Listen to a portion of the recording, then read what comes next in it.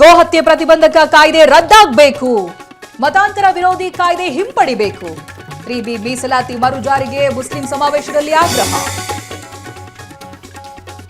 ಬಿಡದಿ ಟೌನ್ಶಿಪ್ಗೆ ದೇವೇಗೌಡರ ವಿರೋಧ, ರೈತರ ಜಮೀನು ವಶಪಡಿಸಿಕೊಂಡು ದಂಧೆ ಅಂತ ಆರೋಪ, ಡಿಸಿಎಂ ಡಿಕೆ ಹೆಸರೇಳದೆ ಕರ್ಮಕಾಂಡ. ಬೆಳಗಾವಿಯಲ್ಲಿ 4,500 ಕೋಟಿ ವಂಚನೆ, ಶಿವಾನಂದ ಬಳಿ 3,700 ಚೆಕ್ ಬಾಂಡ್ ಪೇಪರ್ ಪತ್ತೆ, ಸಿಐಡಿಗೆ ಕೇಸ್ ಹಸ್ತಾಂತರ ಬಗ್ಗೆ ಸುಳಿವು.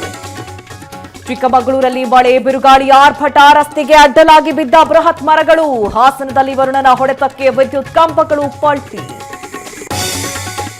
3 ಮಕ್ಕಳನ್ನ ಹೆತ್ತವರಿಗೆ 30,000, 4ನೇ ಮಗು ಹೆತ್ತವರಿಗೆ 40,000 ಪ್ರೋತ್ಸಾಹಧನ. ಆಂಧ್ರದಲ್ಲಿ ಜನನ ಪ್ರಮಾಣ ಹೆಚ್ಚಳಕ್ಕೆ ಸಿಎಂ ಚಂದ್ರಬಾಬು ನಾಯ್ಡು ಆದೇಶ.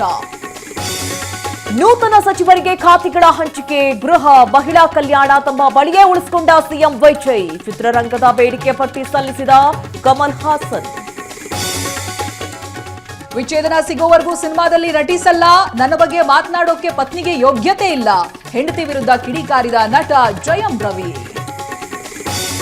ನೆದರ್ಲ್ಯಾಂಡ್ ಪ್ರವಾಸದಲ್ಲಿ ಪ್ರಧಾನಿ ಮೋದಿ, ಅನಿವಾಸಿ ಭಾರತೀಯರ ಜೊತೆ ಸಂವಾದ, ಇದು ನನ್ನ ಸ್ವಂತ ಮನೆಯಂತೆ ಭಾಸವಾಗ್ತಿದೆ ಅಂದ ನಮೋ.